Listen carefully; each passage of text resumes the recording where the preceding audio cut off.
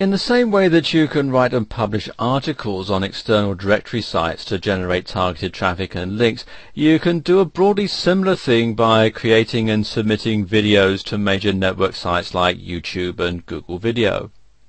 However, unlike articles, videos tend to be a resource that you can use to drive traffic to your site extremely quickly, and the return on your efforts is likely to be very well rewarded, especially if a video that you publish becomes very popular.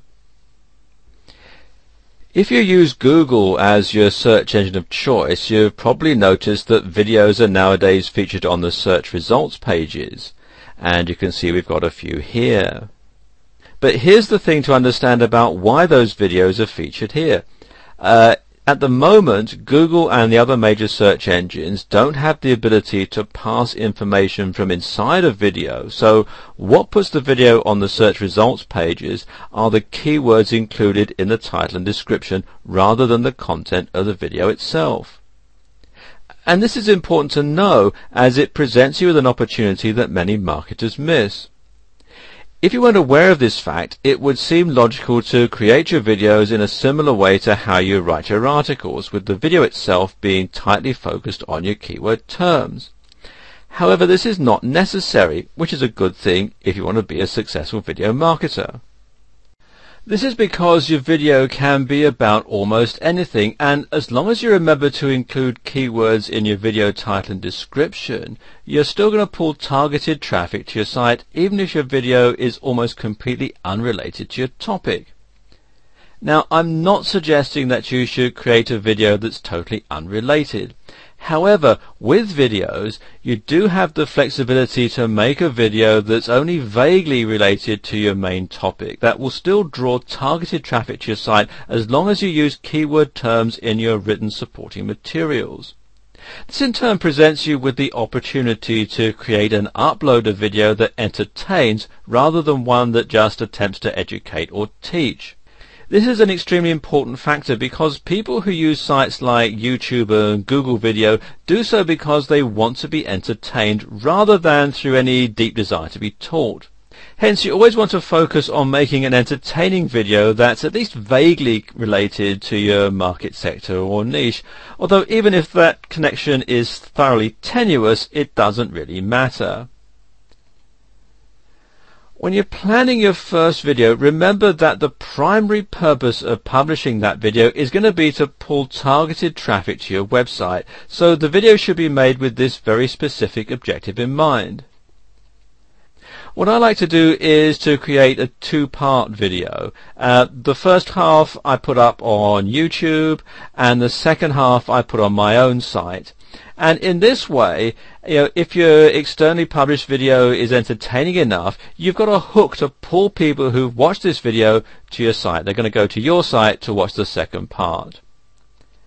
Now, the video itself can be as simple or as involved as you want it to be, although unless you can create a Hollywood blockbuster in about half an hour, I would recommend keeping your videos simple and straightforward rather than trying to be too clever. Remember, all you need to do is entertain a potential site visitor for a minute or two before telling them that they can find the second half of the video on your site, and they'll come.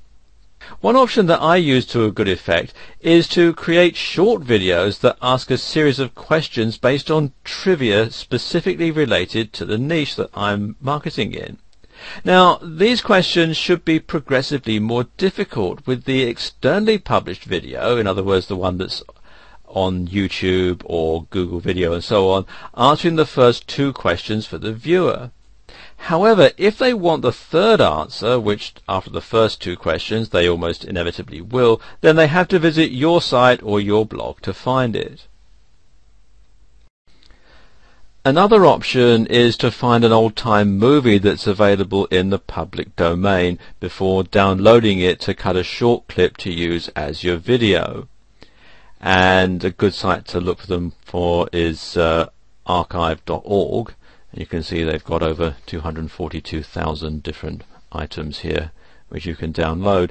And the thing about public domain is they're materials that are either no longer copyrighted or they weren't ever copyrighted in the first place.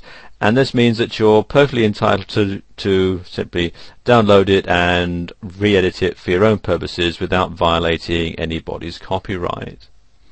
And so you don't have to make your own video if you don't have the time or the ability to do so. If you can't find an old movie that you want to cut down, what you can do is get what's known as stock footage, and this is a good place to look, freestockfootage.com. Now, contrary to the name, you do actually have to pay something for this footage. You pay a one-time fee and then you can use it for your own purposes, and you don't have to pay them a royalty every time you use it. And what you can do is use Windows Movie Maker, which if you're running Windows XP or Windows Vista or Windows 7, it probably came already installed on your system. If it didn't, then you can download it from the Microsoft website, or you can use this software here, which is Tab ZS4, which is a multi-platform free video editor. And what you basically do is you use the software to cut the clip that you want from the movie, and you want to look for about a 4 or 5 minutes worth that you can use, and split the clip into 2 parts so that the second half can be loaded on your site. Next, add a caption to the end of the first half of the video which instructs the viewer that if they want to see the second half, they have to visit your site, and you also want to include the full URL that they have to go to. Now, of course, unless you leave the URL visible throughout the video, which you can do at the bottom of the screen, although some people do find it distracting, it might be quite difficult for the viewer to get the full URL down in time, but don't worry about this, as I'll give you the solution to this problem in a minute. Now, with your video ready to go, the one final job is to create the title and a description before uploading it to the major networking sites. As suggested, it's in the title and description that you include the keyword terms with which you're trying to drive the targeted visit to your site. And this example from the Google upload site shows exactly how it's done. The title here, well, that's got the 2 main hair loss related keywords, and the first line of the description has got the URL of the exact page that I want this video viewer to go to after they've finished watching. Now, the reason that you do this is that it creates a clickable hyperlink that's going to appear right next to your video, which of course makes it far easier for the viewer to visit your site. Furthermore, by leaving a space after the hyperlink and before the first line of the description, that makes that hyperlink stand out a lot better. Now, this is a relatively simple trick, and it's also an extremely powerful one. It's a really powerful way of driving targeted traffic to your site, and it also generates a one-way link from an incredibly popular site to yours as well, so never ignore this. Now, within the main body of the description, you'll see I've included some of my keywords on several occasions, and in the tags I've put dashes between the individual words, and that sort of makes the search engines find it much more easily.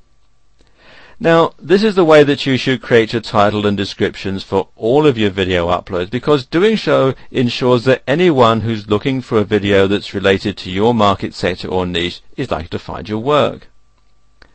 Furthermore, by focusing on your keywords in this way, you increase the chances of this video featuring on the search results pages as well. Okay, with the video ready to go, you could upload it to YouTube manually, but think about how much more powerful it would be if you upload the same video to over 20 of the major video networking sites all at the same time. Well, you can do this with one submission through TubeMogul, and the best part of all this is that it's entirely free to do so, although you are restricted to the number of times you can submit videos at no cost every month. However, you could also ask the owners to allow you to extend the number of submissions that they will allow you, or you could alternatively use a relatively cheap service of someone like HeySpread to achieve the same mass submission objective.